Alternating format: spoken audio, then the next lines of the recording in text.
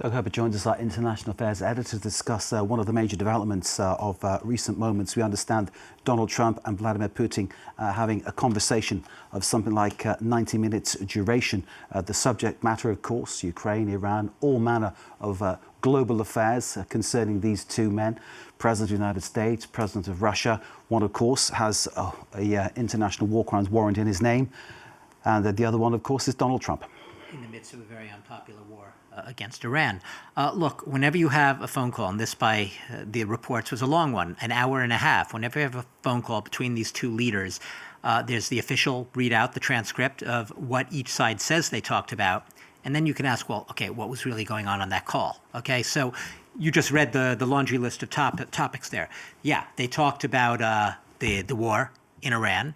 And Putin reportedly, according to the readout from the Kremlin aide, basically said that he proposed put forth a Russian proposal, perhaps, for some sort of resolution, a nuclear deal with Iran. So Putin very much getting some skin in the game here. You'll remember he just met the other day with Iran's foreign minister. So Putin is finding ways, big and small, to perhaps benefit geopolitically from Trump's war against Iran, trying to sort of find little ins there. So, yeah, they talked about the war in Iran, the Mideast. They also talked about Ukraine. And so what was new here, I guess the headline out of it, is that Putin reportedly, according to the Kremlin, proposed a truce for the Victory Day celebrations, which are held to mark the anniversary of the end of World War II every year in Russia, and that's going to be May 9th. So you could say, oh, that's a good thing, right? A truce for Victory Day. Let's remember, Putin is known for putting forth these truce proposals. Often they come to very little or naught.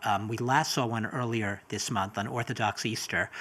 Ukraine at the time, Kiev, said that Russia violated that truce. They recorded 400 violations. So the truce is seen as symbolic gestures. It makes Putin look good. It makes Putin look like the good whale guy. Kiev's the one that wants to continue the war. Look at us, Russia. We're trying to cease fire. The actual, the factual record is that Putin has time and again actually rejected unconditional ceasefire proposals put forth by Kiev. That's just the plain fact of the matter. So yeah, he discussed a Victory Day celebration truce. Make what you will of that. There may or may not be. There may be violations if there is one. And finally, he did condemn, apparently, the attack, the apparent assassination attempt against Trump at that Washington dinner over the weekend. But here's the fine print that I find even more interesting, and you might not see this in all the reports about the phone call. According to the Kremlin aide, Yuri Ushakov, they also discussed, quote, energy and economic projects. And I say this is the crux of the matter because the fact they're talking about that shows that Putin's always looking for a way in with Trump. He's had Trump's ear in the past. Trump has tended to default, to trope towards Putin more in this conflict than Zelensky, even if he maintains that he's being even-handed and he's just trying to end the war and that it will end soon. There'll be a deal nigh, very, very imminent.